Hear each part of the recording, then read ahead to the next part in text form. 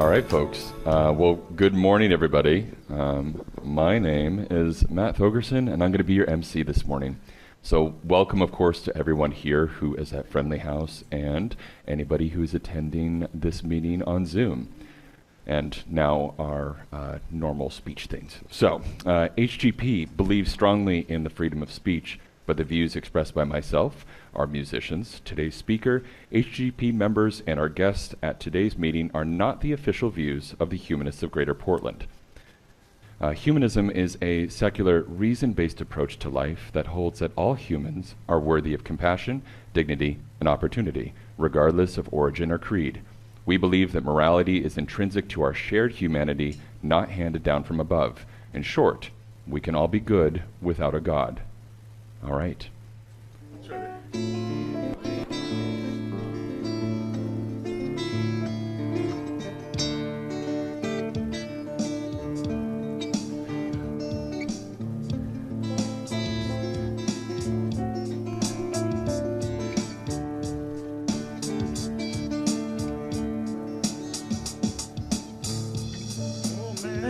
Look at my life, I'm a lot like you were.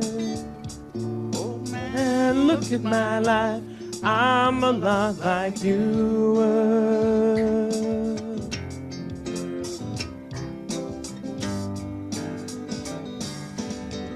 Oh man, look at my life, 24 and so much more. Live alone in a paradise makes me think of two. Love lost such a cost. Give me things that don't get lost, like a coin that won't get tossed, rolling home to you.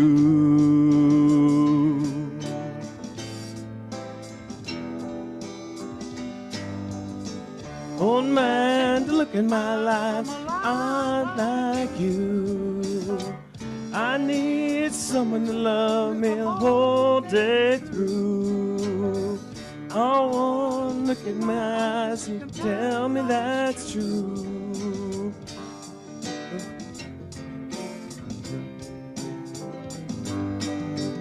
Somebody's look in your eyes, run around the same old town. Doesn't mean that much to me, it means much to you. I've been first and last, look at how the time goes past. But I'm all alone at last, rolling home to you.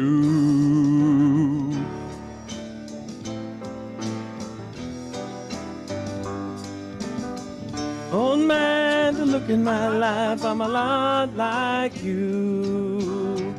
I need someone to love me the whole day through. Oh no, look at my eyes and tell me that's true.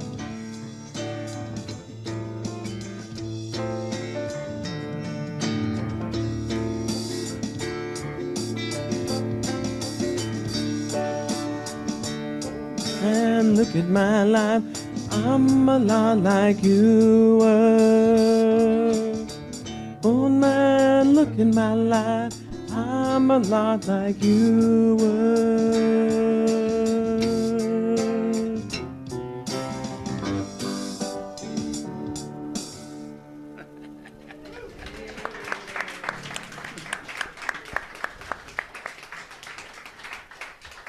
All right, thank you very much. Singing that to all of us. Just like you didn't rehearse it. All right, everybody. I would like to now introduce today's speaker, Dr. Jody Shear. Dr. Shear retired after nearly 40 years in the neonatal intensive care unit and is the co-founder of Oregon Unplugged, a nonprofit organization that educates and empowers families, legislators, and school boards to protect children by developing safe technology policies. In the past decade, educational technology, also known as EdTech, has been replacing traditional led hands-on learning in classrooms.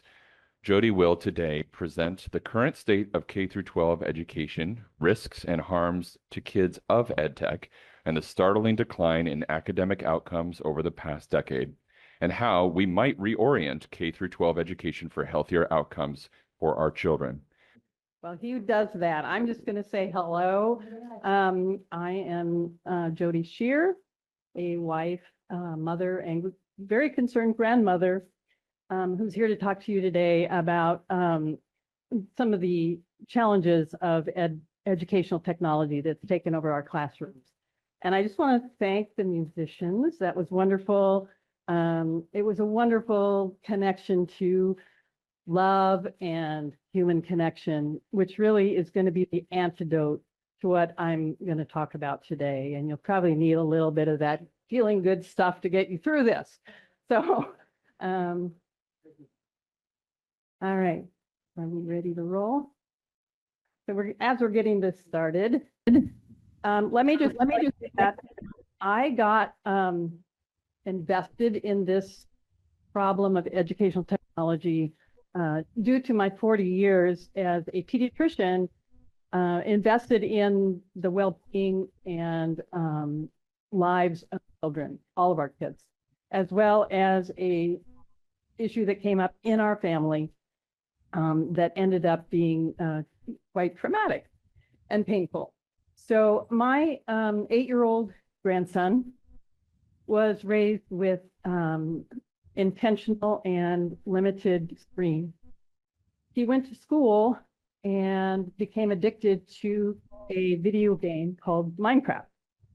And this was used as a reward in his classrooms. And when we would take his school-issued Chromebook away from him at home, he would get angry, he would sit and stare, and he would refuse to talk, play games, go outside, even eat and sleep. And this was quite disconcerting to the family to have him experience this as a result of his activities at school. He would even wake up in the middle of the night, sneak his device, and play for 3 hours. So this is his behavior, his extreme behavioral change, of course, was devastating and very painful to watch. And his behaviors are very consistent with addiction. And that is no surprise, because video games and educational technology and everything online is created with the help of neuroscientists using persuasion. And they use this persuasive design that taps in, there are elements that tap into our brain's dopamine reward system. And what it causes is dopamine overstimulation, which causes cravings, emotional dysregulation, and addiction. And the technology companies do this even though they know from their own research that it causes harm to children. So I got angry and I got activated, and I'm just a regular person. I did get together with some concerned friends. We created a nonprofit called Oregon Unplugged. You can join us online. We have a website, orunplugged.org, and it is our goal to empower, educate, and advocate for our kids, families, parents, schools, and legislators to do something to decrease the harm to children from digital technologies. So that's what I'm here to talk to you about today. I just want to say, let's see if we can get this to work. Whoop, I'm sorry. Let's see, previous. There we go. Okay. I just want to say it's important for me to indicate that myself nor Oregon Unplugged receives any financial remuneration from technology companies or any other entities to create bias. So that's something we have to be aware of, because the technology companies have infiltrated a lot of institutions that used to be a little more unbiased. So I wanted to start today. This is Dr. Jared Horvath. He is a previous teacher, and then he went to Yale to get a PhD in neuroscience. and he specializes in the art of human learning. And he was one of 4 experts that testified in Congress in January of this year. And has become somewhat of a viral personality since that time. He's actually an Oregonian, and we know him, and he's a wonderful person. My name is Dr. Jared Cooney Horvath. I'm a former teacher turned cognitive neuroscientist who focuses on human learning. A sad fact our generation has to face is this: our kids are less cognitively capable than we were at their age. Since we've been standardizing and measuring cognitive development since the late 1800s, every generation has outperformed their parents. And that's exactly what we want. We want sharper kids. And the reason for this largely has been school. Each generation spends more time in school. We use school to develop our cognition. Congratulations, you see your correlation. Until Gen Z. Gen Z is the first generation in modern history to underperform us on basically every cognitive measure we have, from basic attention to memory to literacy to numeracy to executive functioning to even general IQ, even though they go to more school than we did. So why? What happened? What happened around 2010 that decoupled schooling from cognitive development? It can't be school. Schools basically look the same. It can't be biology. This hasn't had enough time to change. The answer appears to be the tools we are using within schools to drive that learning. If you look at the data, once countries adopt digital technology widely in schools, performance goes down significantly, to the point where kids who use computers about 5 hours per day in school for learning purposes will score over 2/3 of a standard deviation less than kids who rarely or never touch tech at school. And that's across 80 countries. Bring it home to the US. Let's go to the US. We have our NAEP. That's our big data. Here's a fun experiment you can try. Take any state NAEP data, compare that to when that state adopted one-to-one technology widely, and watch what happens. The NAEP data will plateau and then start to drop. When tech enters education, learning goes down. Over the last about 2 decades, we've been doing a lot of work in what we call the science of learning. How do human beings learn? And we now have the clear understanding of why tech does not work for learning, and it is all biological. It's not that the tech isn't being used well enough, we haven't been trained enough, we need better programs. It's we have evolved biologically to learn from other human beings, not from screens. And screens circumvent that process. So that leaves us with 2 options. Option 1, when you know something is wrong, do better. So we could just say, hey, mea culpa, get some of this tech out of schools, go back to what we know works, some analog methods, cool. Or 2, we could redefine our terms. We could redefine what it means to be an effective learner. Think back to your childhood, to your schooling. I guarantee all of us at one point took a test on reading comprehension. And the way it looked is this. Here's a passage of about 750 words. Here are 10 to 12 questions about that passage. Most of them are inferential, not factual. They're asking you to go beyond what you just read to see what you understood. Last year, the SATs had a reading comprehension section. Here's what it looked like. Here is a single sentence of 75 words. Here is one question, fact-based, about that sentence. Next. Here is another sentence of 75 words. Here is one question about that sentence. Next. Last year, they redefined reading comprehension to mean 54 short sentences with one question about each. That is skimming. That's not reading. Why would we ever do that? Because what do kids do on computers? They skim. So rather than determining what do we want our children to do and gearing education towards that, we are redefining education to better suit the tool. That's not progress, that is surrender. Even in schools, it doesn't matter what the size of the screen is. If it's a phone, if it's a laptop, if it's a desktop, and it doesn't matter who bought it. Is it school sanctioned? Does it have the word education stamped on it? It doesn't matter. All of these things are also gonna hurt learning, which in turn are gonna hurt our kids' cognitive development, right at the time when we need our kids to be sharper than we are. Okay, so I want to start with a look at what is going on in our schools. I don't know about any of you, but when my kids were young in the 80s and 90s, I was at school all the time. I saw their classrooms all the time. I currently have 2 grandchildren that are in school. One just finished kindergarten, one finished 4th grade. I have been in each of their 2 schools a total of 1 time in the entire history of their schooling. It feels very different now. We have no idea what's in the classroom. So when my oldest grandson got his little list of things that you buy in order to start school, your equipment list, on it was a headphone. And I thought, oh, great, he's going to a Spanish immersion school. And so he's going to use this headphone like I did and practice his Spanish, right? Oh boy, was I wrong. So when I think of an elementary school, I think of something like this. You've got groups of kids working together. You see lots of artwork, lots of paper, lots of pencils. You see people working together. You see books. You see people on a computer. You see a little person over there in a chair reading a book. All of those things are what I think of. And also the teacher is working directly with the kids, okay? So that's my concept. You want to know what it looks like now? Ta-da. This is an Oregon classroom, and you will see that those headphones are on every child. Every child has what's called a one-to-one device. About 60% of our school kids now have a Chromebook, and most of the others have iPads, and they are all on their little computer. You don't see any paper, pencils, paper, books, and they're not talking with each other.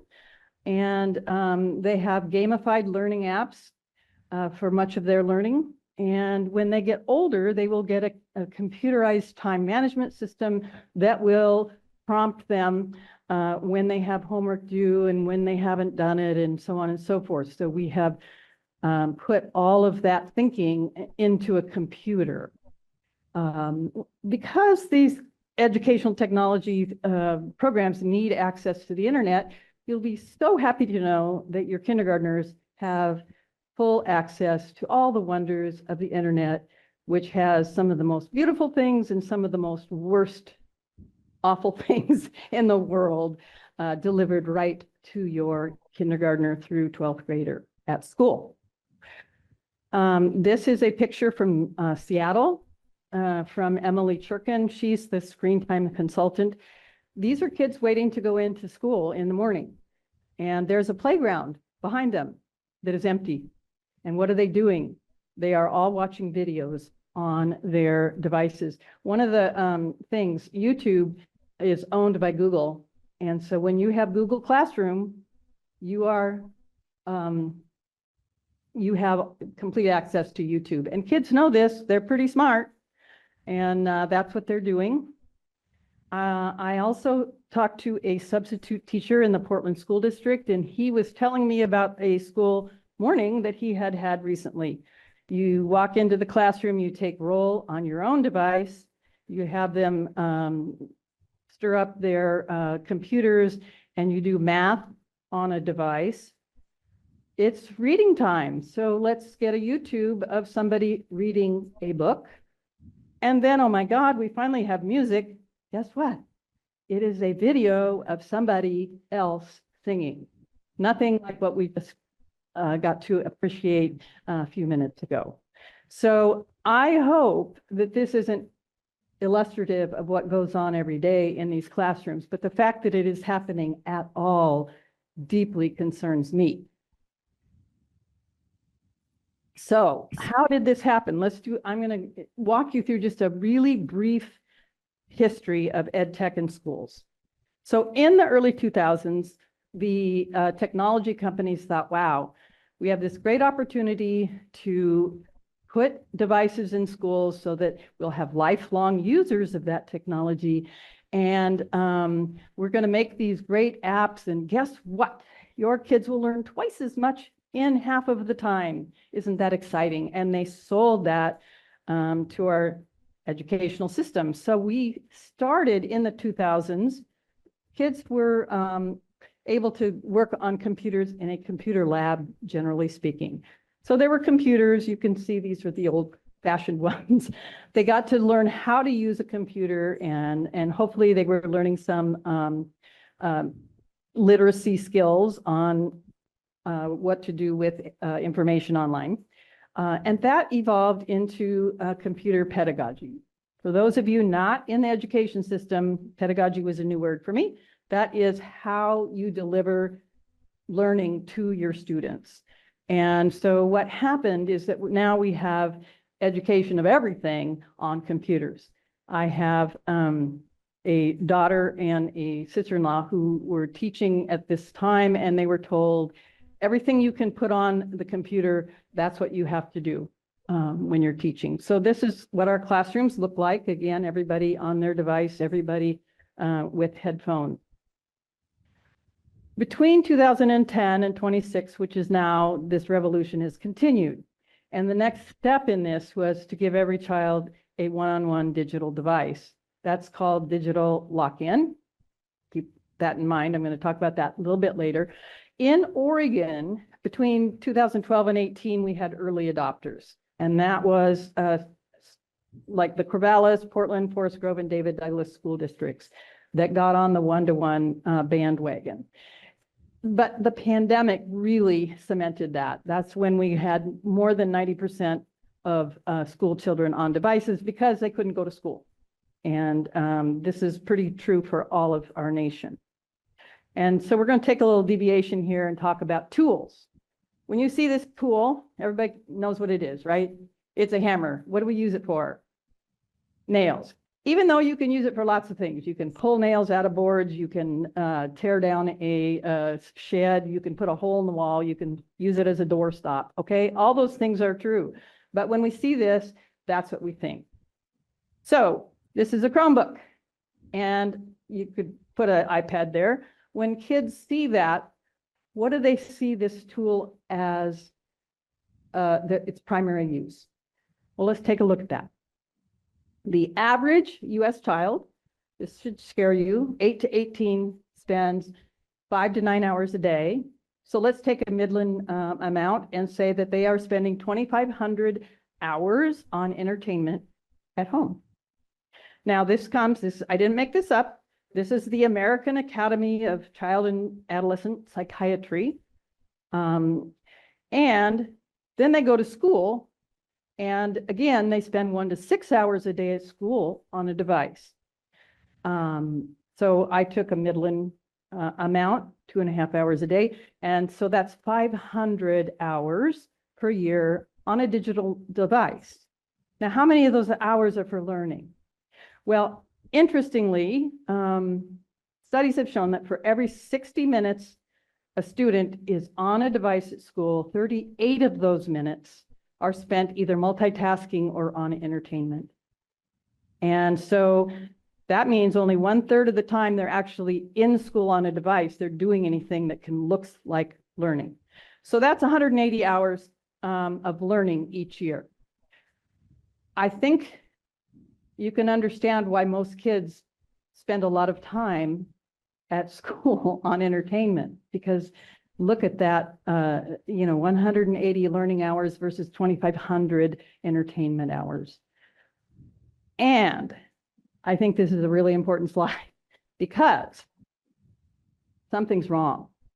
We have kids spending 5 to 9 hours a day at school, 1 to 6 hours in school on a device. Do you know what that kind of time is displacing? It is displacing the human connection and all of the social emotional learning and mentoring that isn't taking place because they are consumed by a screen. So anyway, I think this is a societal problem. And what I'm talking about doesn't only belong to schools, but schools are definitely a part of the issues we are facing. So if kids are not learning on their computers, what are they doing? Well, YouTube videos, short form videos are very addicting. And we have 2 mothers in this field. You know, most of the work trying to do something about ed tech is volunteer, mostly women, mostly mothers who are seeing the devastating effects that are coming home and living in their house. So one mother, her name is Amy Warren, took a look at her 7th grade son, his school Chromebook. This is hard to believe, 13,000 YouTube videos in 3 months. Another mom, Joanne Houston, she did the same thing. She was a Doge cut and she had time and she was smart. And she took her son's, this is 6th grader, took his Chromebook and was able to get all of the YouTubes because that's the one thing that they keep track of because it's a Google product. This is not including all of the other social media sites that kids routinely visit. But on his, he had seen more than 1,500 videos in the 4 months that she was looking. And he watched videos in every class, including band, including PE. And she was able to figure out how many times he watched each video and how much time he spent. It was equivalent to 2 full weeks of school. So, you know, our kids are doing a lot. In addition, I did say that, you know, the internet has wonderful things and kind of the worst of all things. About 25% of internet traffic is pornography, and there's a lot of adult predators who get into these sites. And there have been cases in our school district here in Portland and everywhere where there have been rapes, sextortion, pornography, drug sales, fentanyl poisonings, and deaths related to contact that was made in school. So this is why parents are up in arms. Pornography is a huge problem. 3/4 of teens have consumed pornography, and nearly half of them on school devices. About the same, 43% intentionally, but 64% report getting accidental exposure to pornography because it is fed to them by the algorithms that the all technology companies use. And the age of first exposure is going down. 52% are 12 and under, 12% 9 and under. This is a huge problem. And our kids are being socialized and pornified by this current process in our culture. As schools have eliminated smartphones from the school environment, and we just had a executive, an EO last year by our governor that created that in Oregon. They have moved a lot of the activities that they used to do on their smartphones onto their school-based devices. And Google Chat is one way they can cyberbully each other. They can have group chats and email each other during class. And distraction, you can't see it, sorry about that. Distraction is one of the design features of all technology products. They have endless multitasking. It sometimes takes 6 or 8 clicks just to do your work that kids are assigned on their device. There are notifications and companies, ed tech companies have, and social media companies have a pattern of increasing notifications during the school day. What's happening at school? Share this. You know, you'll get points if you get other kids on, all this stuff. Constant clicking, commercial ads, infinite scrolling, the video shorts, pop-ups, all of this. And it's rather alarming. So if ed tech's in all of our schools and is used widely, it is my opinion that it should be effective, safe, and legal. Does that seem reasonable? Okay, I'm going to look at each of these in and of themselves. So we're going to start with effectiveness. We're going to look at how academics, if it lives up to its sales point that our kids are going to learn twice as much in half the time. And I have to just put a plug in for Dr. Jared Cooney Horvath. He's the person that I had the video of. This is his book. You know, he self-published this book because none of the publishing companies said anybody would care about it. When he became a viral sensation in January of this year, now he has a publishing company. It's coming out the 18th of this month, and it will have some additional materials that he has collected since he first published. I just highly recommend him. He has hundreds and hundreds of studies that back up his claims. And of course, he's encountering a strong backlash from the tech industry. So just be prepared for that. But one of the things that he did is he talked about it in the video, the NAEP test. That is the National Academic Educational Progress Test. We call it the US report card. And what he found is that in all 50 states, he mentioned this, once you introduce one-to-one technology, which is a device for every child, academic results go down. And the NAEP test is wonderful because it was created in the 1990s. It is the same test today that it was then, so you can see how kids are doing over time. And we have over 30 years of data. So it's a great test to look at. And you can see that for this X line here is the year. I'm just going to show you. And the Y is the score, the mean score. And we're looking here at 4th and 8th graders. They do, I think, 4th, 8th, and 12th graders. And you can see for two and a half decades, every year, kids had a increasing amount of cognitive learning. And so somehow our educational system was kind of doing a good job. And what he did is he lined up all 50 states at the 0 line in the blue area, and that's when that state decided that they went to one-to-one devices.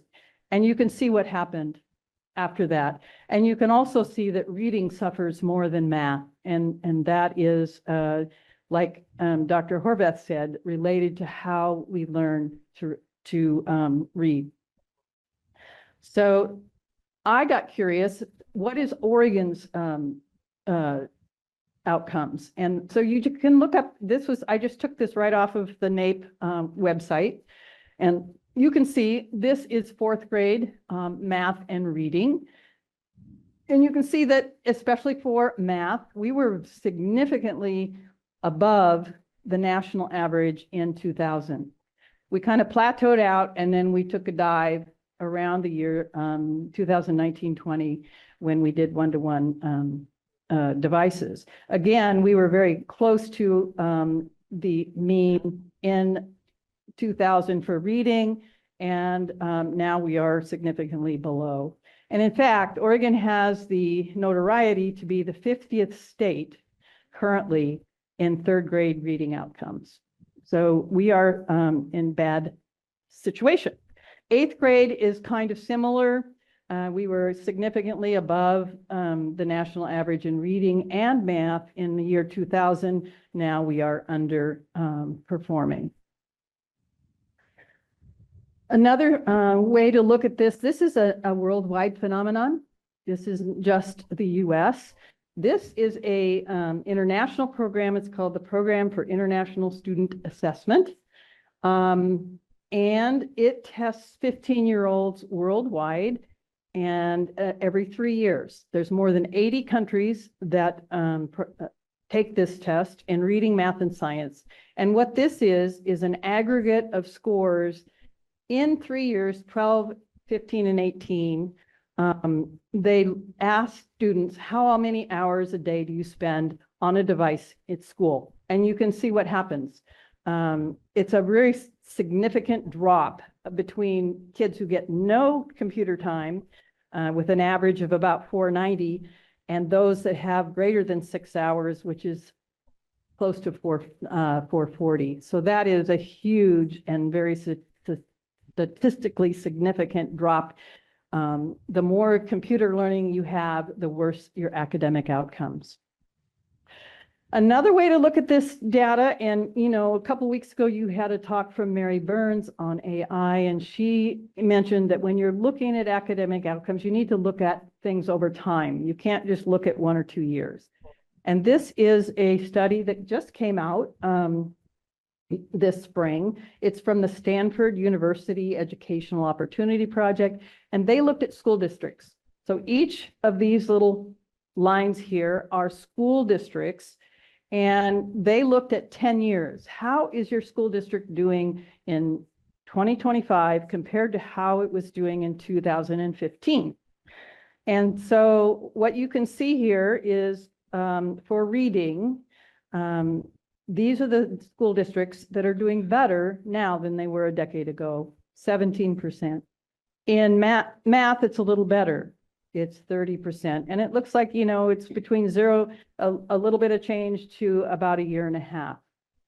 However, you have to look at this side. It's the orange. That means that 83% of school districts in our country are doing worse now than they were 10 years ago, and 70% doing worse in math. And I think the scariest thing about this is, let's take a hypothetical sixth grader, and a hypothetical sixth grader in 2025 in a whole bunch of school districts around the country are performing academically like a third or fourth grader just 10 years ago. So something is desperately wrong with what's going on in schools.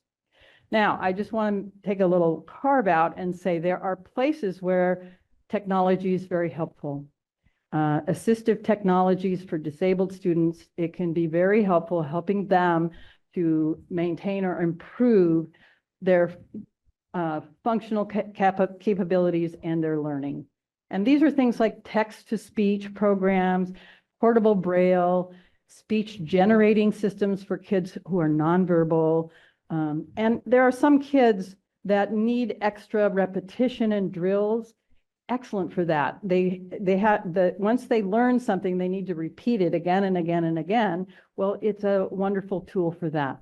But what I am seeing from the data is that perhaps technology is not the best tool for teaching great swaths of kids in our schools. Okay, let's see if we can, oops, I'm sorry. I would love to get into the nitty gritty of why this is so, and that's called learning science, human learning. But I'm going to just do kind of a helicopter view. When you're using analog learning, that means pencil, paper, and textbooks and a real teacher. We really want to develop higher order thinking. Things like reflecting, logic, critical thinking, problem solving, creativity, all that good stuff. Unfortunately, the goal of EdTech and AI is a business model. And EdTech uses engagement by exploiting human attention. AI is even more concerning to me because they are getting engagement by exploiting human attachment. So that means they want to be your child's best friend, your child's confidant, your child's romantic partner, all of that, and taking them away from their parents, their families, their communities, their friends. And so I'm very concerned about that. And of course, EdTech and AI love to data harvest, which means they sell your child's privacy data for monetary gain. Again, there's different ways that learning happens, whether it's happening through analog learning versus EdTech. EdTech makes products that reduce friction. They have to make it easy. They don't want you to go off of the app, so they make it easy for you to do. They give you instant feedback for the same reason. They want to optimize for easy success because they don't want to lose your attention. And so they minimize frustration. This makes a lot of sense when they're making word processing apps for old fogies like us. But it doesn't work too good for learning. Learning requires friction.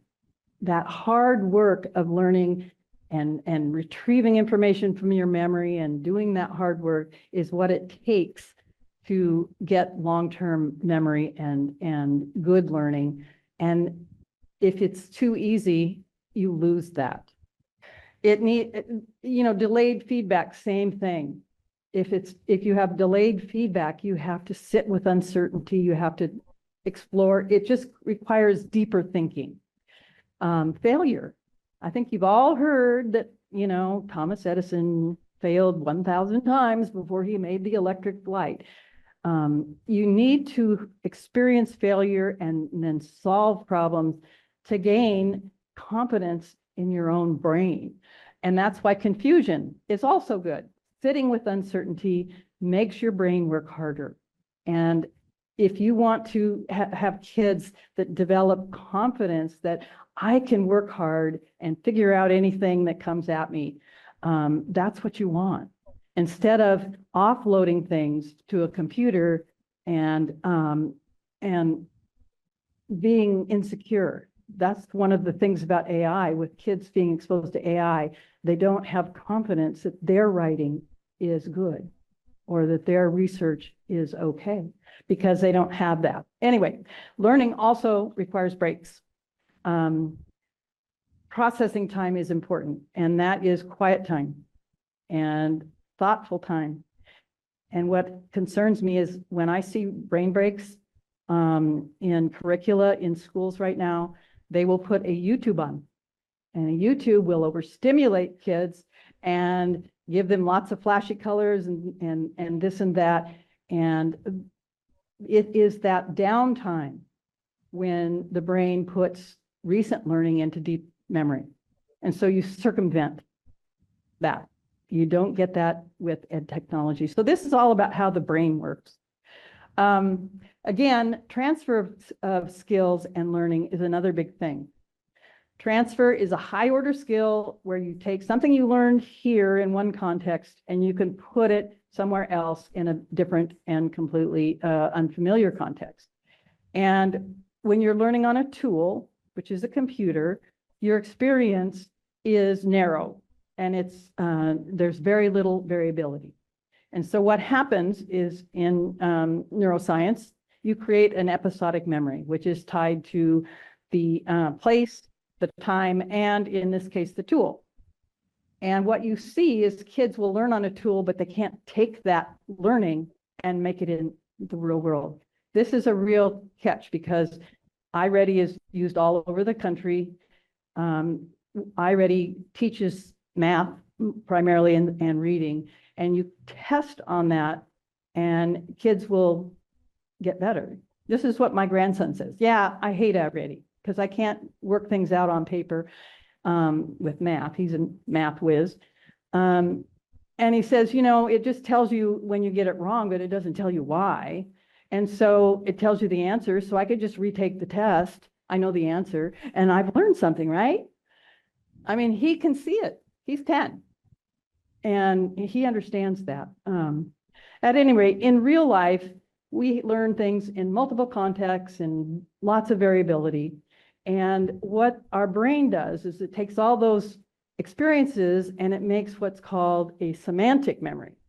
And that is where it gets put into the deep memory and you recognize patterns across your learning. And in doing that, you can easily transfer your learning in one context in the real world to other things in your life that are similar to similar. So that's another thing. Now, cognitive offloading is another issue, especially with AI, but also with ed tech. This is a study that came out recently, just this July, and it is a Brown professor, Dr. Serrano, I think he teaches higher math, and he wanted to help kids. In December of last year, there was a campus shooter, and it was during finals. And so kids were traumatized and had PTSD. So he said, this next semester, I'm going to teach a class with take-home tests.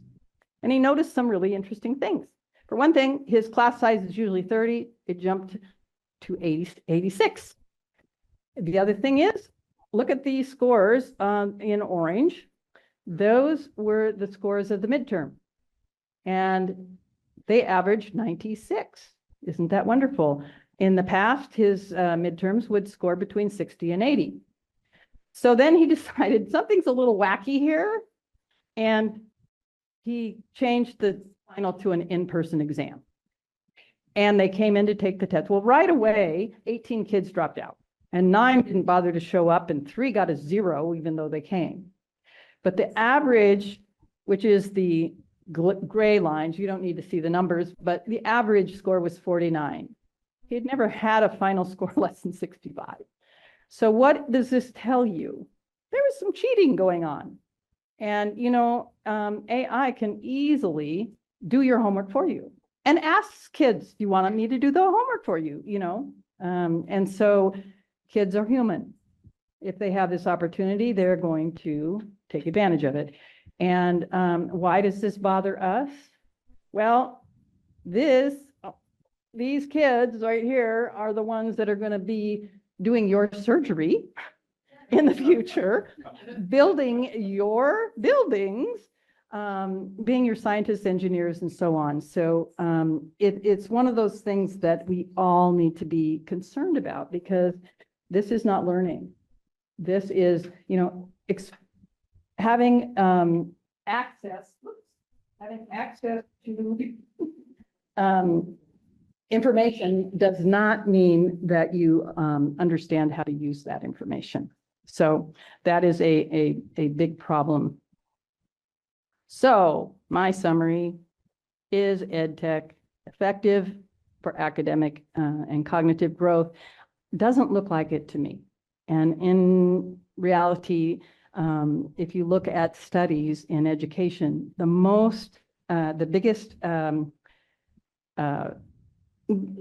biggest correlation with good academic outcome is a empathetic and excellent teacher.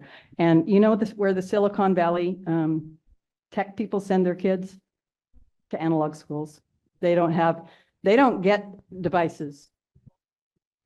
So is it safe? I have a question. How many of you allow unfettered access to the internet for your kids and grandkids? Nobody? Okay. Well, you'll be very happy to know. I'm going to show you this. This is a little PSA. Hey, kiddo, it's about time for bed, okay? Okay. Well, remember, there's a box in the corner over there with all the pornographic material that's ever been made in the world, even the really weird stuff that could scar you for life. I'm trusting you not to look in there, okay? Okay. Feelings are for losers. Oh, and this guy's gonna be in your corner all night, just randomly spewing out hateful things. Just ignore him, okay? While I'm thinking of it, there's an order form on your desk where you can purchase illegal drugs. The mean girls from your school are gonna be standing there talking about you all night. And this Russian hacker's gonna keep asking for your password. I'm not hacker. Amazon customer service. Just need you to ignore him, okay? Love you, buddy. We ask too much of our kids when we give them a smartphone. Let's change the norm. Together. Maybe we go around the room and share social security numbers. Join the movement at smartphonefreechildhoodus.com. I'll get it anyway. All right, well, that's somewhat of a humorous look at what we're exposing our children to. All right. So, like I have said earlier, internet access is unsafe for kids. There are thousands of local predators and all sorts of wonderful things, which I have listed here. This is from Officer Gomez, who is a school resource officer and a national speaker. And, you could just go through this list. It's depressing. I'm just going to hold this. I give up. I wanted to go over with you signs of screen overuse, which is basically dopamine overstimulation in children. And the recommendation is if your kids have 4 or more of these, you might want to back off on their access. So meltdowns, and especially the minute you take the device away from them. And, toddlers especially have huge meltdowns over their devices. Everything else is boring because their baseline for stimulation is so high. They can't tolerate even a moment of boredom, and it's no longer a source of creativity. They just can't stand when they're not getting that dopamine. Sleep disturbances, problems falling asleep, staying asleep, waking up, having to get on your device in the middle of the night. Aggression can escalate. They have decreased executive function and impulse control. Secretive and compulsive behavior, they often will hide their screen use. Decreased attention span and can't focus on non-screen activities. This is huge for teachers. I have a niece who teaches second grade. She can't read a book for more than, she can't read it for 10 minutes. Kids cannot tolerate it. And my sister-in-law, who's taught for 30 some years, has had to completely rewrite all of her curriculum because of the short attention spans that kids have. Emotional volatility, little things trigger huge reactions. That's related to this lack of executive function and self-regulation. Isolating from family and friends. And you hear that a lot. You give a kid a smartphone and you never see them again. They're in their rooms. And a kid who asks for screens constantly, even when you say no, they just can't help themselves. That craving is so big. So there are also health and learning harms, and this is a huge list. Nearsightedness, sleep disturbances, brain rewiring, language delays, behavioral dysregulation, a huge problem in schools, mental health disorders, emotional disturbances, autism and hyperactivity-like symptoms, obesity, sedentary lifestyle, social deprivation, loneliness, and wireless radiation exposure. Oh, more. okay. Can you hear me? Okay. I could just, great. And, again, many of these mechanisms are just overactivation of the brain's dopamine system. It's also screen time overuse can be related to decreased deep memory formation, critical thinking skills, academic performance, we just saw, language acquisition, focus and attention span, emotional regulation, all of these things we've talked about, ability to withstand any kind of friction in learning. And the two areas that I really grieve is lack of face-to-face interactions with their caregivers and friends, and free play and independence, which are so important for the growth and development of our kids. In addition, EdTech product design is unsafe. These products could be designed to be safer, but they're not, because the business model in this field is engagement. Kids do get engaged with these programs. You can't get them off, but they're not exactly learning. So persuasive design is what they use. That's a mechanism that they use to get this engagement. These are things like auto scroll, notifications, rewards, flashy things, colorful, rapid content, short form videos, comparisons, all take advantage of our biology and our brain to addict kids. And they also habituate them to digital overuse, which is what happened to my grandson. He wasn't exposed to this at home. He got it at school. Algorithmic feeds, these things come to kids even on, there's an irony. You buy the ed tech, but then you have to buy more technology to protect kids from what the ed tech exposes them to. And it's basically whack-a-mole. They try to filter out bad stuff. And they do it when a kid gets in trouble, then, oh, we'll stop that website. But kids are so inventive, they get around all of this and they get to places you would not like them to go. And EdTech's overarching goal is to increase time and eyes on their apps and not learning. They want to capture brand loyalty and they want to harvest your kids' privacy data to sell. So I would say that EdTech products are currently creating safety risks for our kids. Is it legal? Again, audience poll, how many of you out there with school-age children have signed an informed consent for EdTech companies to harvest and sell your kids' privacy data? Doesn't happen, doesn't it? Well, you'll be very happy to know that your school and your EdTech companies will sign that parental consent for you. And they've been getting away with this for a long time. They bypass informed consent from parents because they know they wouldn't sign up for it. And this is illegal. There are multiple child privacy laws that are violated by this practice, but it's been something that's been happening. It is currently in litigation. I'm hoping this will change soon.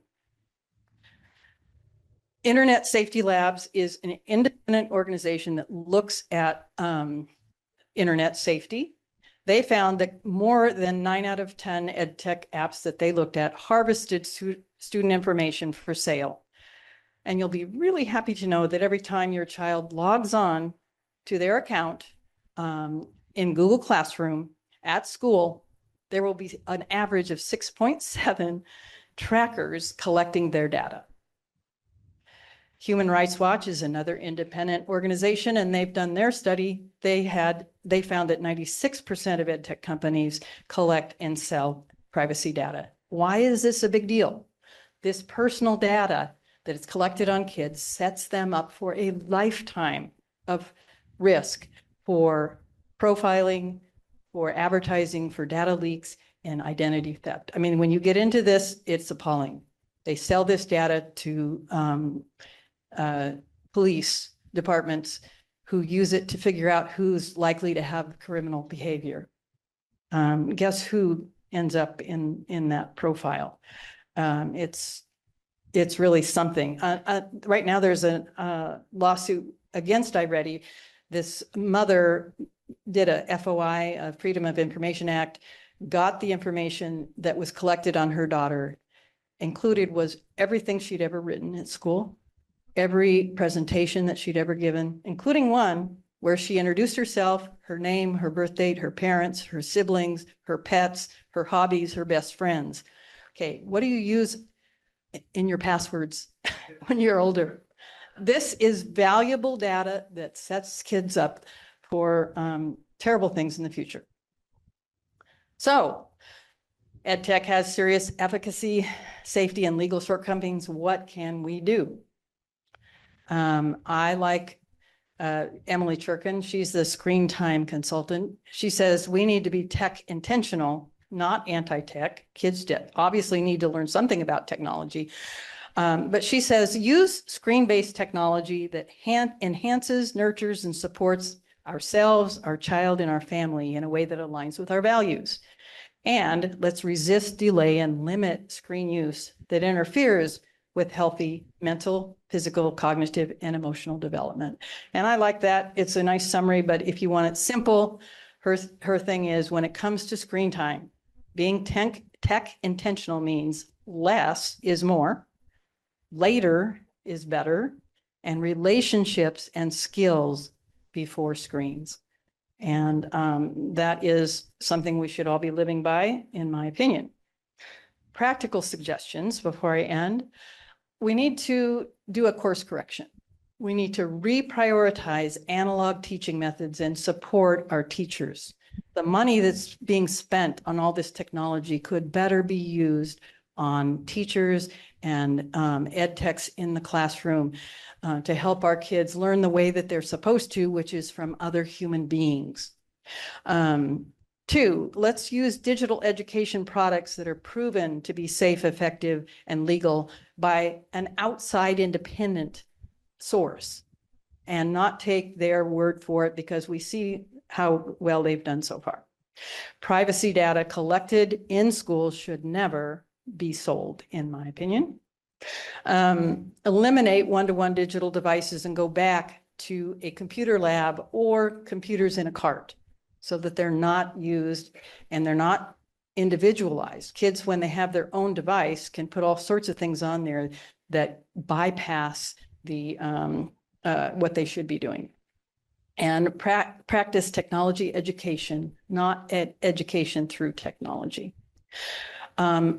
This is huge. Let's hold tech companies accountable to create educational products that are proven safe and effective and developmentally appropriate. Right now, there's no teachers, there's no child development people on the teams that are devising these products. We need to remove ads, persuasive design, algorithms, and social media from all student-facing products in schools. It's just too dangerous. include teachers and child development specialists in the design, and create somehow limited access to the internet, and use only approved limited apps necessary for the ed tech programs that you do have. That's called whitelisting. And it's currently not done. We do blacklisting, which is whack-a-mole. So that's it. Thank you. I know that's a lot of information in a short amount of time, but I am happy to answer your questions. First, let's go ahead and give you a round of applause. Thank you very much.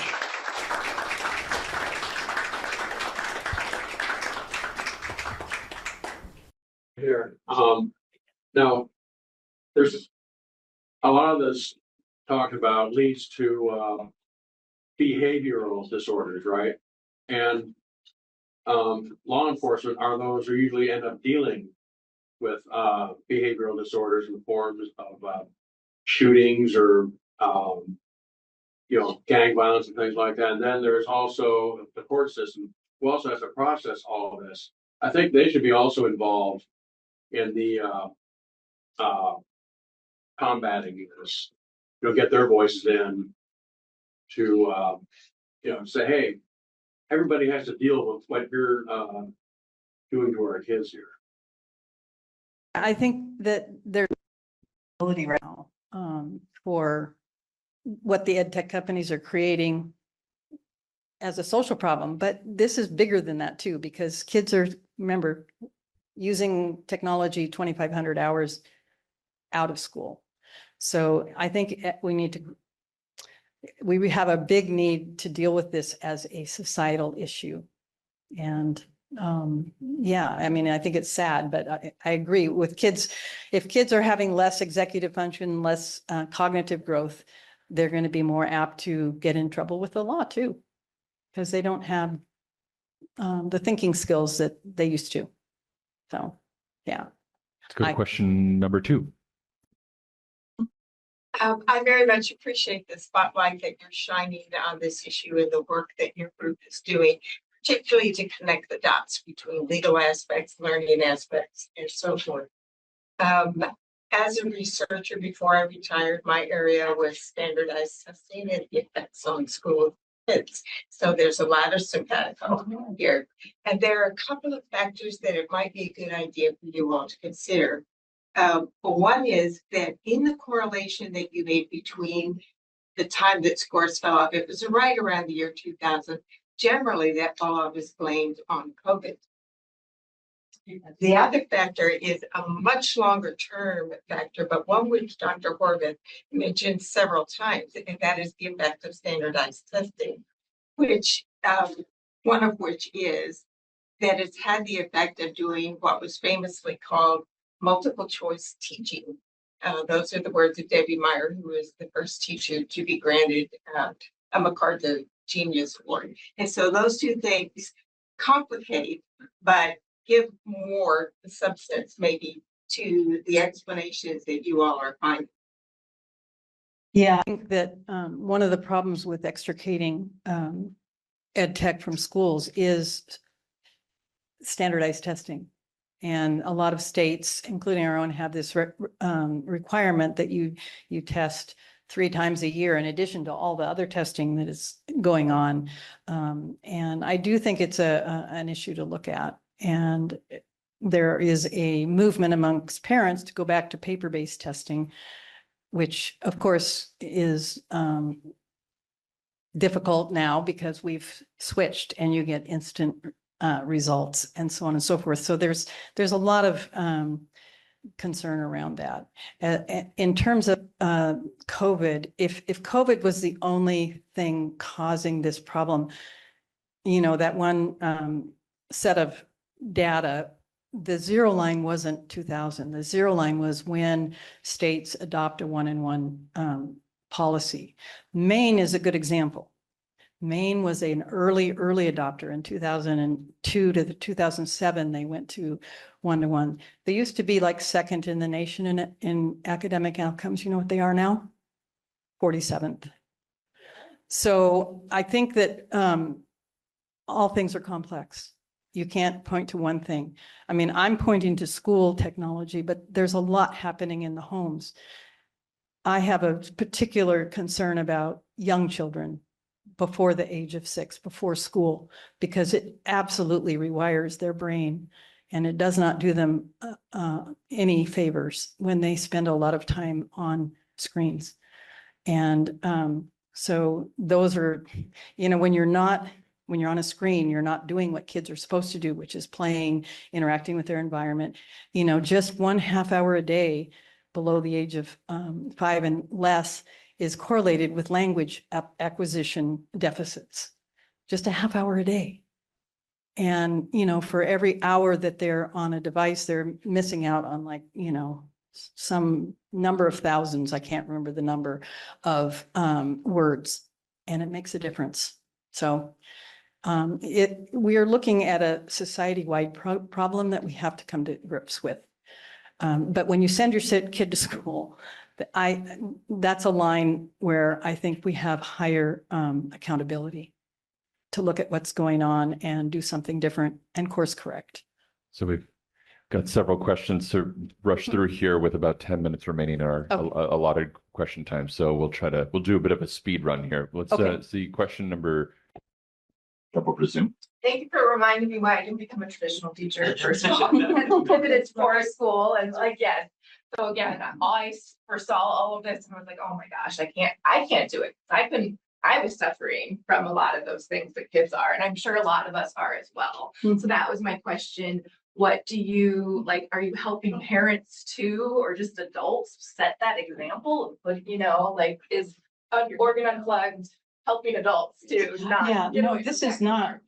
Oregon Unplugged, it's about educating people about all of these things that you see in kids, you see in adults. We're all addicted to, I spend so much time on my devices doing this work. It's really ironic because, so much of the work is on Zoom.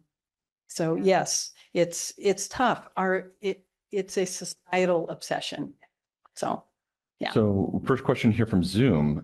Can you get support from teachers unions to cut back on ed tech? And this is from Rich and Chris. I believe that it's coming. The teachers that I believe that, for example, I can't speak to the numbers, but teachers are just as concerned about all of these things as parents. There are some teachers that, of course, they love the ease that technology gives them. And there are some teachers like my sister-in-law who has done very well using tech and getting kids to learn. So I think that this, again, is a societal issue that we need to look at. And we don't know exactly the perfect thing to do, but we need to do something different. Our kids are flailing. So, that's kind of my bottom line. And we know now that screen overuse is not good for their brains or their social emotional development. So I think that's my stance. Question number 4 here. Yeah, are the ed tech companies saying that they justifying collecting privacy data from students that just improves their product or something like that? They have to stay. So, well, there is some data that they do collect, but they don't talk about it. They don't talk about it. It's a secret. And they certainly don't ask parents to give permission to sell their kids' data, privacy data. It means money. And that's what this is. This is a business. All right, question number 5. You say this is a societal problem. I believe that the cognitive effects on the applied also to office workers, when office workers got internet connected desktops as a normal part of the office, the same cognitive decline hit office workers. Yeah, these effects are universal. They happen, kids. Delay the time when they get destroyed when they go to work. Well, at least a few brain cells when they get there. But yes, it affects all of us. So it's nice to understand why they're so addicting. If you understand persuasive design, which I don't think many people in society do, then it gives you a little bit of help weaning yourself off of your addictions. Let's go to question number 6, please. Yeah, one thing I notice in second grade classrooms and fourth graders and all that is how it's hard for them to sit still. And so I wonder about the physical activity of kids also that they're foregoing by being on screens. Yeah, well, that's the free play element of this. Kids are created to be in their bodies and to use their bodies. And one of when you have a lot of kids in your classroom that are addicted to screens and they're unruly, you know how to fix that? You give them the screens. And I understand that. I understand that teachers are being asked to deal with something that is beyond their capacity to deal with. And if that's the only way you can get quiet in your room, I get why they go there. I can't blame them. But again, it's a societal problem. It's not good for the kids. It's not good for their brains. And one of the things when they took smartphones out of school day, kids started talking. There was more noise. There was more activity. They weren't all going to the lunchroom and sitting in their, in a little huddle with their phone.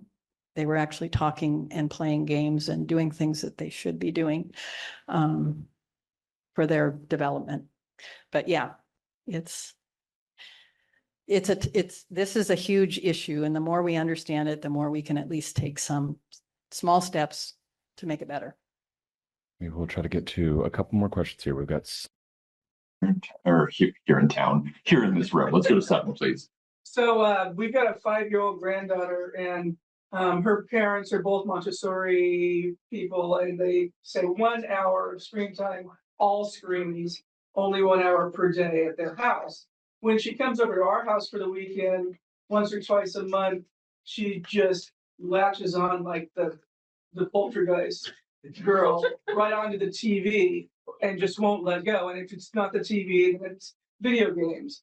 And when we say, stop, no, you've had your hour, we have to do something else, she just kind of freaks out. She will sit there and not eat and just stare at the screen with the food in front of her face until you turn it off and say, eat. And Dan, it's hard because Dan is a tech guy. He made his fortune in tech, and that's his kind of whole world himself. So what is your advice to us on our weekends with a 5-year-old who would forego eating and sleeping? Well, you're in this position that we were with my grandson, and we worked with my daughter and her husband and put some limits. He knows when he comes to our house that you don't even bother asking because it's going to be no. And it took us a while. Plus, he's a wonderful artist, and he uses his a phone to do animation, stop motion animation. Well, we have everything else turned off on that phone. He gets very frustrated. You can't even do anything on his phone. Well, that's for your safety. But you have to go through pain. The withdrawal from this dopamine overstimulation is painful. That's when I said it's painful. It is very painful. You're going to go through tantrums. You're going to go through all that. And you just have to bite your tongue. And, you might say at grandma's house, there's no screens. And to me, it's easier to say no to everything than to have to be negotiating all the time. I raised my kids without a TV. I was a weirdo. I didn't have any arguments about TV. If I had had one, I live on a houseboat. I would have thrown it in the river because I have no tolerance for that. And we just didn't have it. My kids, their birthday would come and you'd say, what do you want for your birthday? I don't know. Because they weren't bombarded with ads. Mm-hmm. And, one of the sad things about ed tech is that they give free ed tech to poor schools. But that means that the kids are going to get 6 to 8 ads per hour. And so this whole concept of using technology for equity has not proven, it has increased the gap. Because when poor kids go home, they don't have parents because the parents are working, they're latchkey kids. They spend much more time, an average of 2 hours more a day on devices. So they get even more effects, negative effects from the screen time. And they're unsupervised on the internet. And we know where that goes. Okay, we've got about 4 minutes left here. I apologize, Zoom folks. We're going to continue to work here in the room here. Question 8, please. Gone to a couple of the Oregon Unplugged events. And you brought cardboard boxes and made villages. It was a lot of fun. You also put bags that the parents had to put their phones in, little bags that the parents had to put their phones into, which I thought was very clever. Could you just take a minute and tell us a little bit about what's coming up with Oregon Unplugged? Some of the that was an unplugged day. And we don't have one of those that was really fun. The kids made wonderful things with cardboard, and we had lots of things going on in that day. But we do have some films coming up, and we also are having Dr. Horvath speak on November 2nd. So you're welcome to come listen to his speech. He'll talk more about the actual science of learning and why it doesn't work very well with screens. And so, yeah, go on our website. Our events are all on there. And we're having an event fair. I think it's October 18th. And that is to look at alternative cell phones and things like that. So yeah, our events are listed on our website. It's orunplugged.org. Pretty simple, but yeah, thanks for coming. I think we have one more question. What about private schools? Do studies include private schools? So, well, private schools you can find what you want in private schools. So there's a lot of private schools that have no technology at all. There's private schools that have some. So I think it runs the spectrum. But, the Silicon Valley folks send their kids to Montessori schools and private schools that don't use technology. And I think that's interesting. They don't let their kids use the products that they design. That tells you something.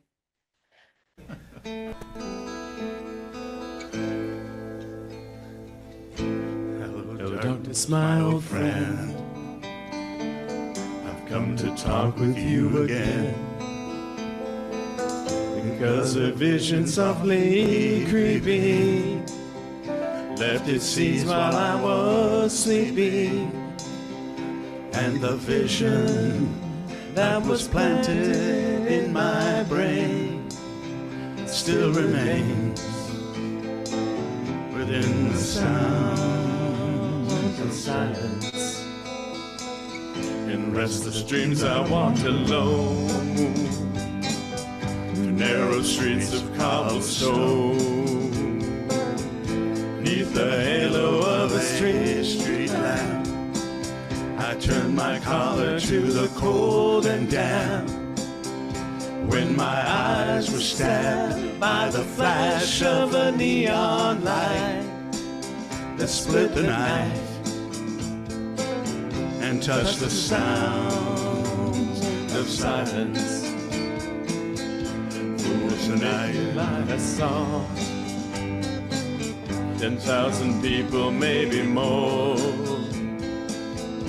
People talking without speaking, people hearing without listening, people writing songs that voices never shared, and no one dared disturb the sounds of silence. And I do not know, silence like a cancer grows. Hear my words that I might teach you, take my arms that I might reach you, but my words like silent raindrops fell and echo in the wells of silence. And the people bowed and prayed. The people bowed and prayed. The neon got their name. And the sign flashed out its warning in the words that it was for me. And the sign said the words of the prophets are written on the subway walls and tenement halls and whispered in the sound of silence.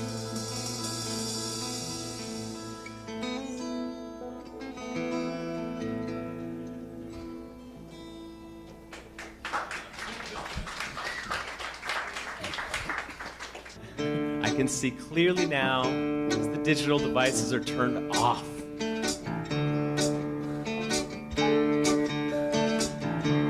I can see clearly now the rain is gone. I can see all obstacles in my way. Gone are the dark clouds that had me blind. It's gonna be a bright, bright, bright, sunshiny day. It's gonna be a bright, bright, bright, sunshiny day. I think I can make it now, the pain is gone. All of the bad feelings that disappear. Here is the rainbow I've been waiting for. Be a bright, bright, bright, bright, sunshiny day. It's gonna be a bright, bright, bright, bright, sunshiny day.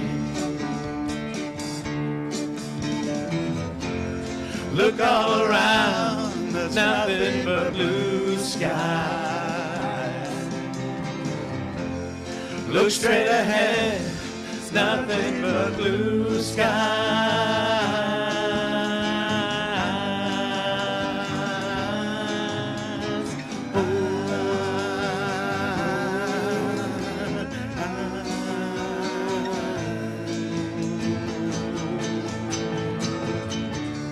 I can see clearly now the rain is gone. I can see all obstacles in my way. Here is that rainbow I've been waiting for.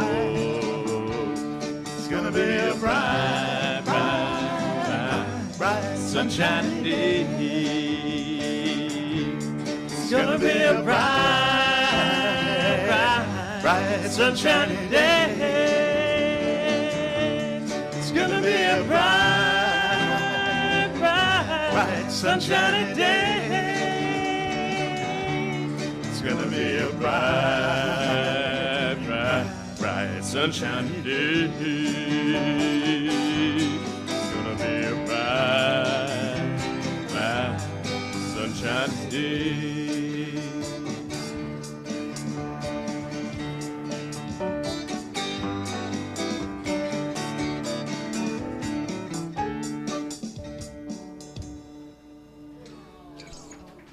So get out and enjoy that bright, sunshiny day. Awesome. Thanks for being here, everyone. I think I promised this one for you, Ann. Wake up.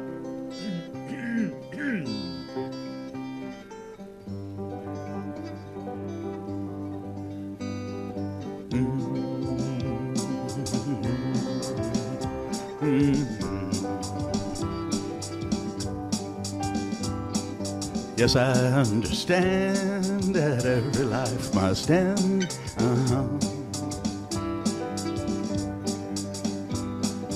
As we, I know, I can't remember the words. Oh, I'm a lucky man to count on both hands the ones I love. Some folks, they got one, others, they got none.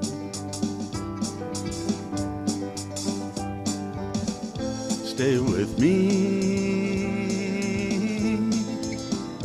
let's just breathe.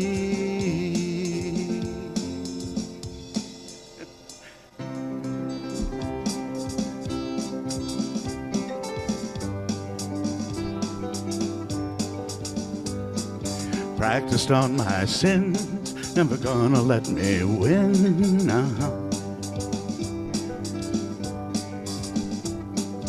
Under everything, just another human being.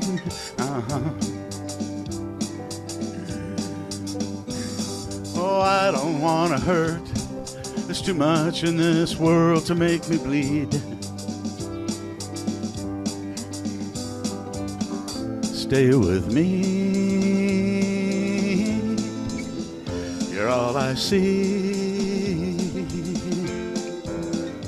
Did I say that I need you? Did I say that I want you?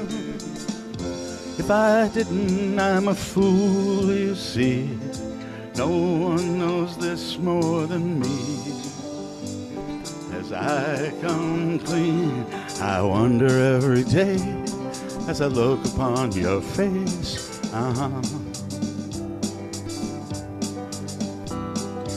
Everything you gave, nothing you would take.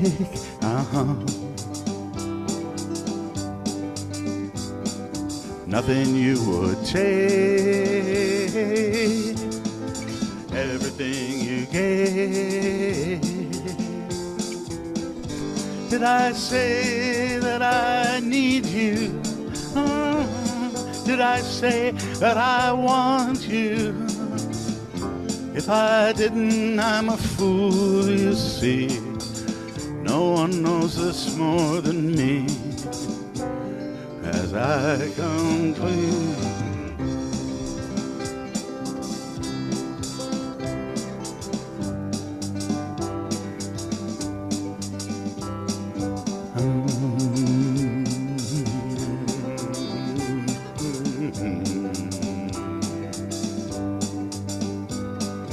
nothing you would take, everything you gave. Love me till I die, meet you on the other side.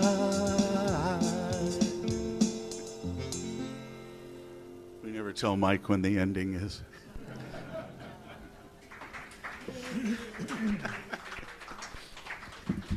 That's how we sneak a drum solo out of you that way. My elbow or something.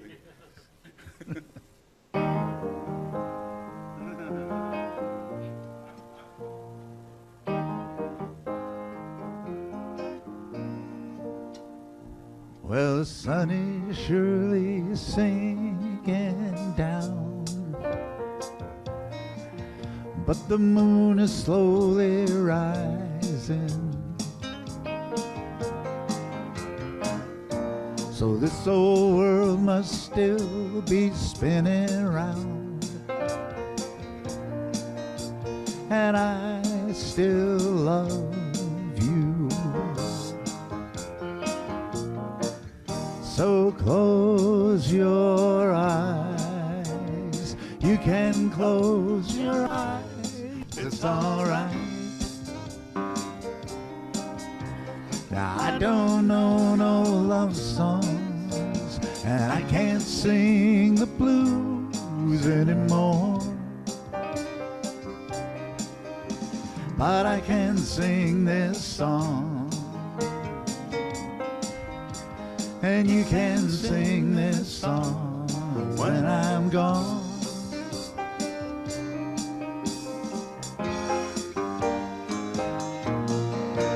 It won't be long before another day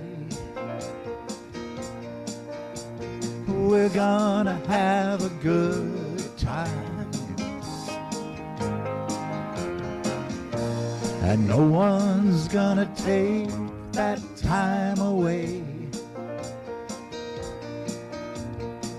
You can stay as long as you like. So close your eyes. You can close your eyes. It's all right. Now, I don't know no love songs, and I can't sing the blues anymore. But I can sing this song,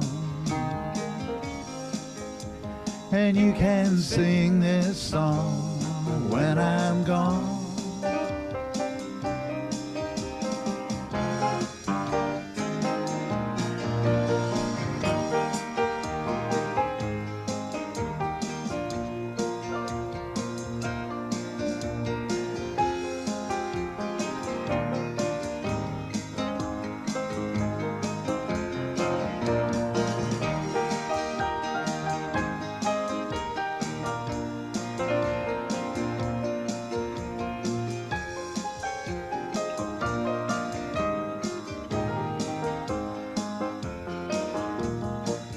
So close your eyes. You can close your eyes. It's all right. Now, I don't know no love songs, and I can't sing the blues anymore. But I can sing this song, and you can sing this song when I'm gone.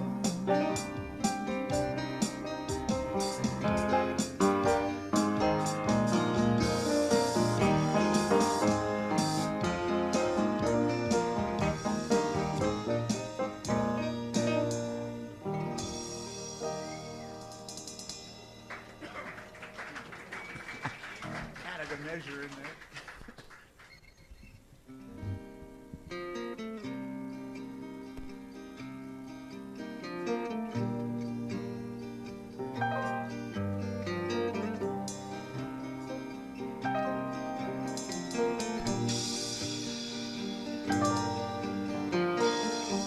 I give her all my love, that's all I do. And if you saw my love, you'd love her too. And I love her. She gives me everything, and tenderly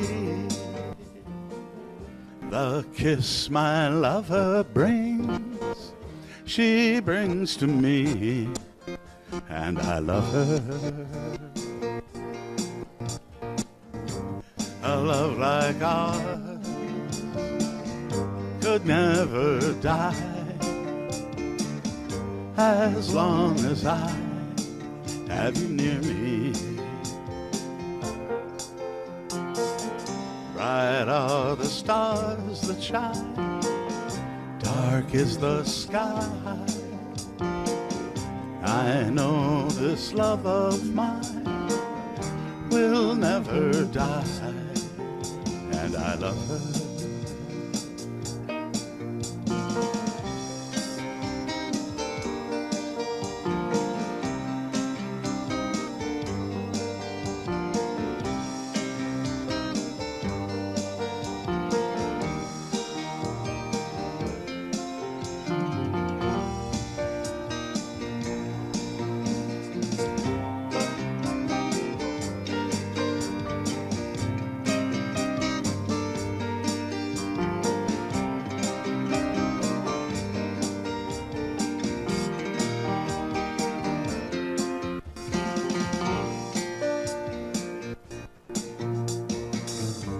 A love like ours could never die,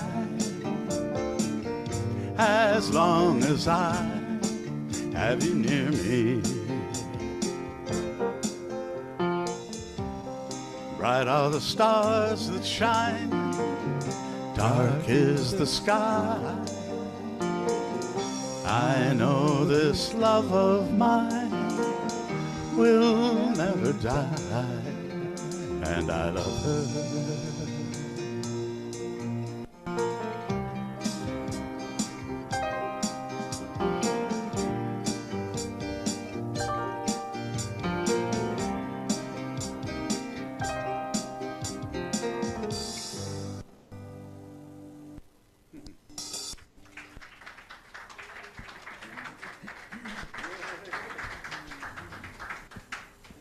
It's not the pale moon that excites me, that thrills and delights me, oh no. It's just the nearness of you. It isn't your sweet conversation that brings the sensation.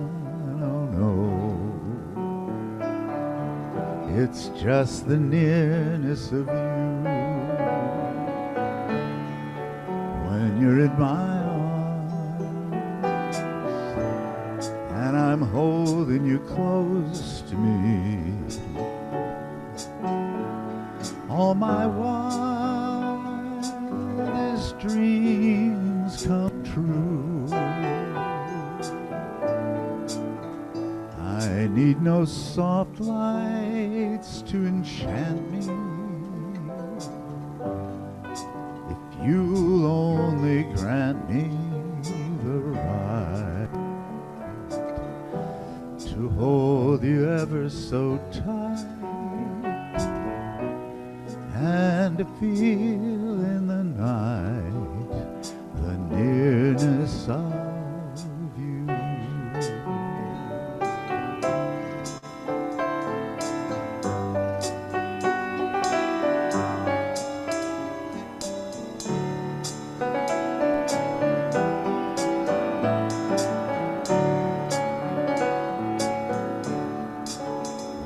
you're in my arms and I'm holding you close to me. All my wildest dreams come true. I need no soft lights to enchant me, if you'll only grant me the right to hold you ever so tight and to feel in the night the nearness of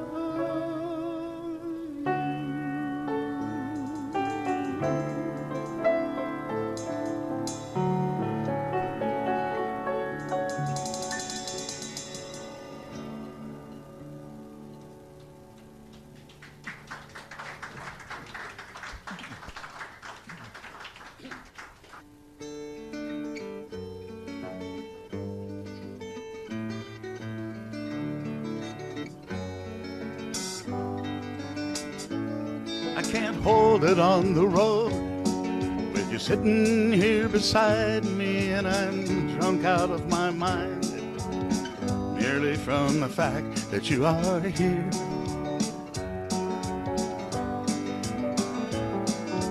I have not been known as the saint of San Joaquin.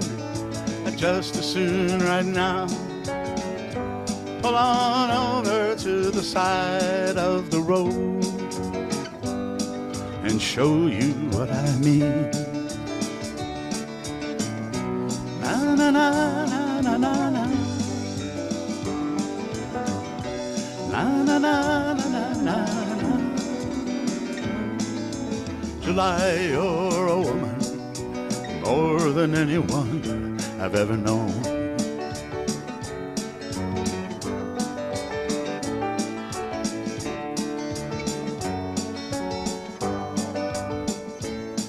I could hardly keep my eyes on the white line out before me with your hand on my collar, and you're talking in my ear.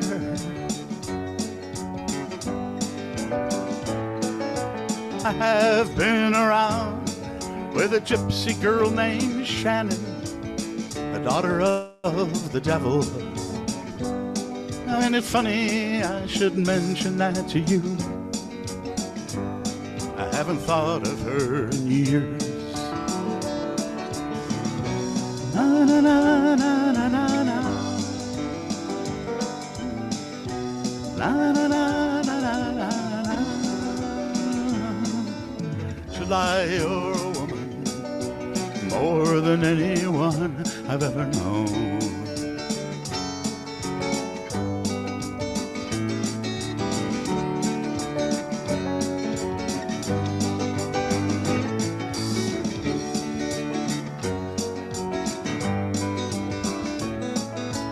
I have not been known as the saint of San Joaquin. I'd just as soon right now pull on over to the side of the road, show you what I mean. Na na na na na na. Na na na na na na na. July, you're a woman more than anyone I've ever known.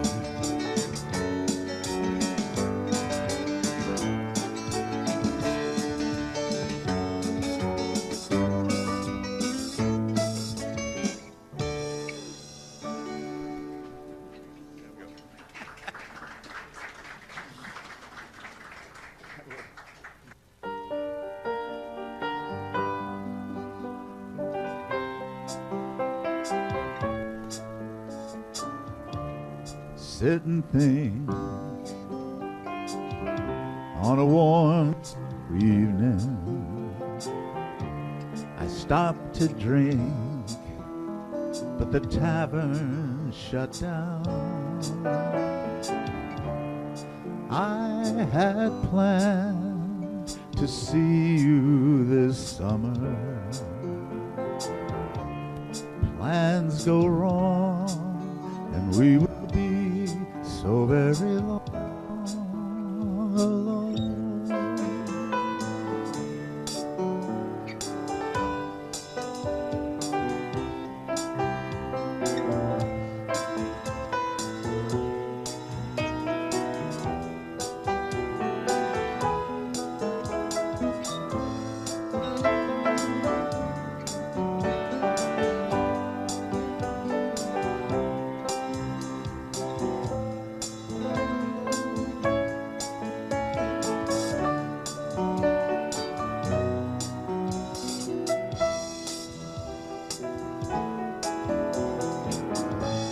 Tried to count the days apart.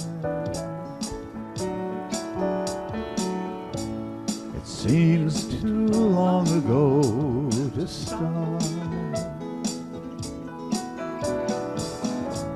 I wish I had a way to know when I'd see you again. Seems it's a warm summer evening. There's no rain. I get on. You should be here, and we'd walk in the moonlight.